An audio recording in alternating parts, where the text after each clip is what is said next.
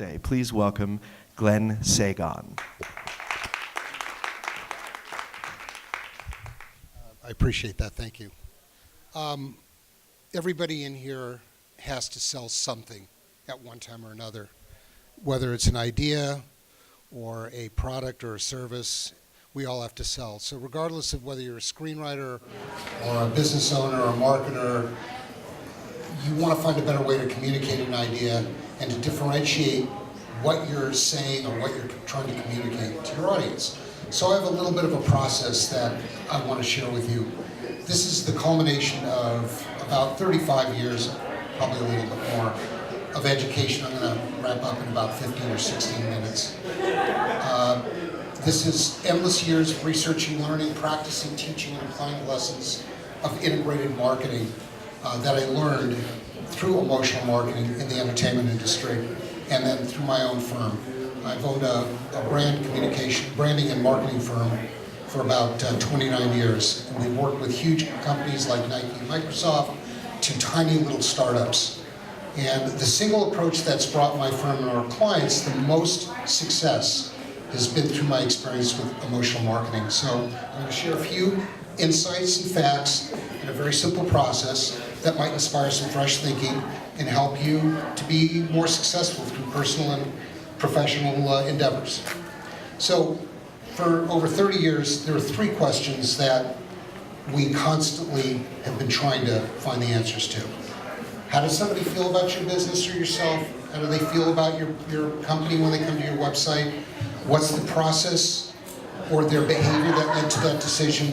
And how can you influence their purchase decision process in the future? So for me, it all began sort of at the end of the Don Draper Mad Men era. That was starting to wrap up. Prior to my experience of working in the entertainment industry, most of what I learned in the ad agency business was about features and benefits. So walking into Columbia Pictures, I was about to get a really new lesson in the world of marketing. So at Columbia Pictures, I was surrounded by incredibly smart, talented, and very aggressive marketing executives who were, at that time, at the leading edge of the entertainment industry marketing area. At that point, movie marketing really wasn't on anybody's radar, with the possible exception of Star Wars. For me, the turning point was Ghostbusters.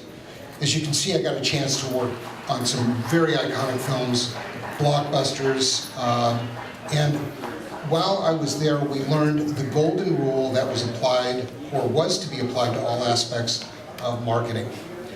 In Hollywood, here's the thing. When you have a product with a shelf life of 48 hours, you better get asses in seats or you're fired. It's as simple as that. So what's the golden rule? Don't sell the movie the audience wants to see, especially if it's a bad movie. So what does it really mean? And how can you use this idea to sell, this approach, to sell an idea, organization, a brand, whatever it is that you need to sell? And that's through the power of emotion. Because emotions give meaning to events. They help coordinate interpersonal relationships, and by the way, without emotions, events would be mere facts. They're critical to the formation and maintenance of social bonds.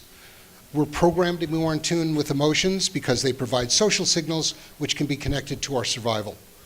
And memories are stored with emotions and sensory information such as taste, smell, happiness, sadness.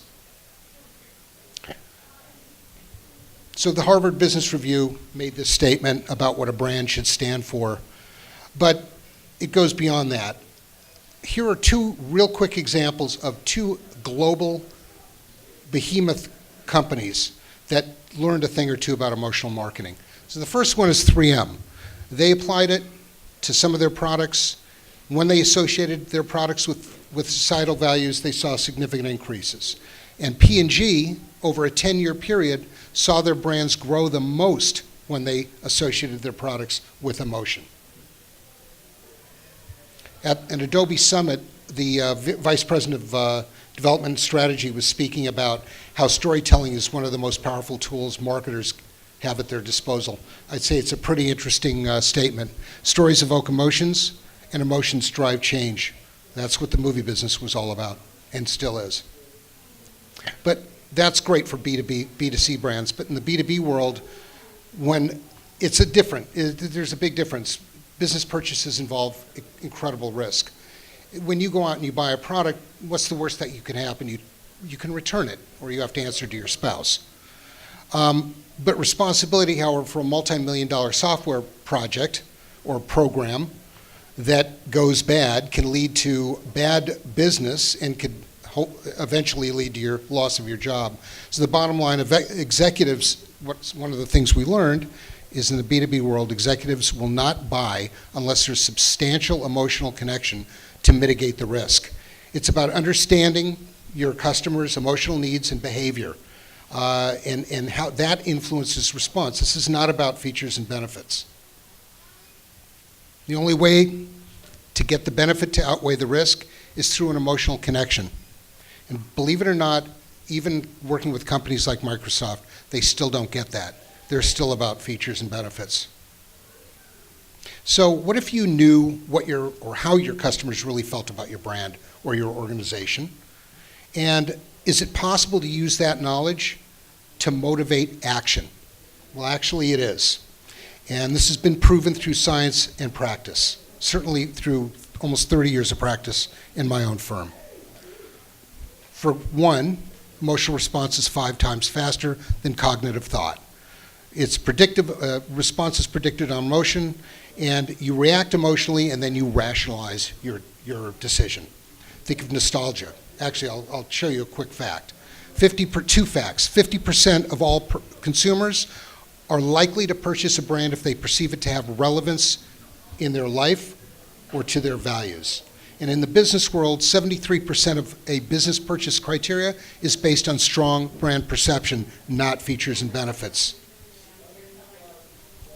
People feel before they think. So what is emotional marketing? Can it influence a brand, and can it affect change?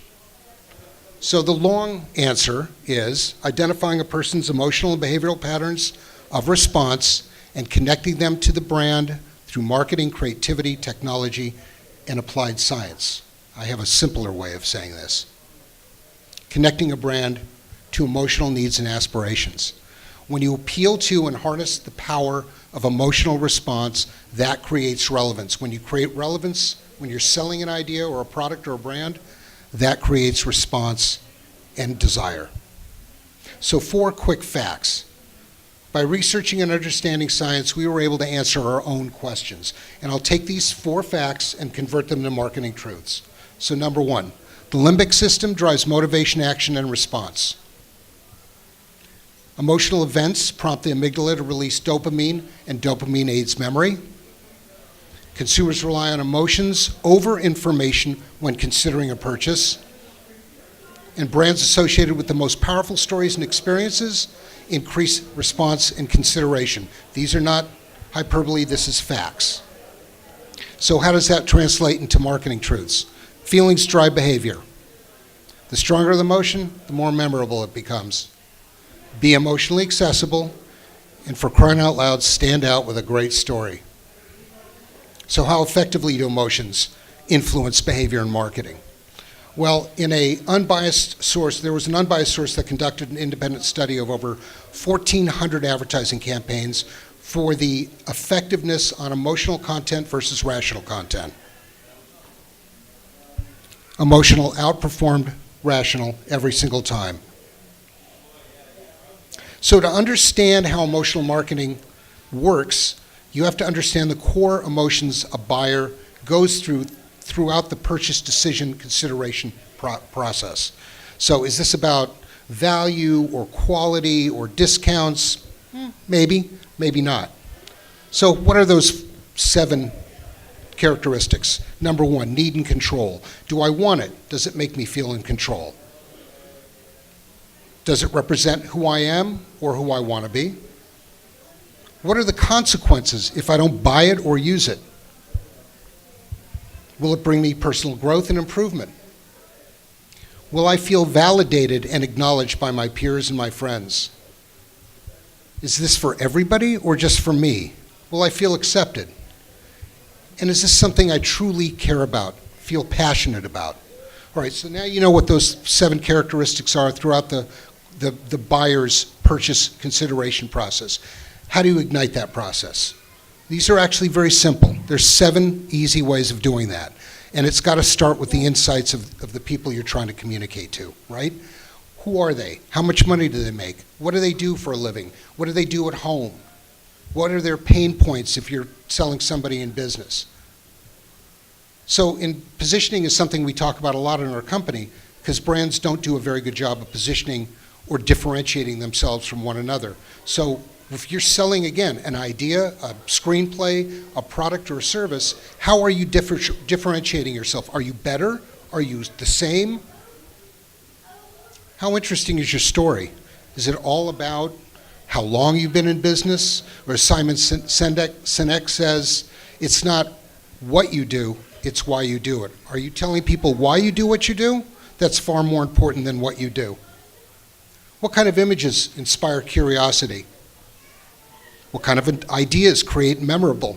What kind of ideas make people remember? What's the best way to manage outcomes through technologies or media channels? And then once you have all that information, what's the best way to measure and track the responses that people are reacting to? So there are implications to emotional marketing, both certainly through what we do. They have to be, because we have to be accountable to our clients. So there are some real simple things. First of all, it creates stronger, more memorable connections. It creates greater consideration, preference, and response. It's great for reestablishing an old, dusty brand that you want to reestablish in powerful ways.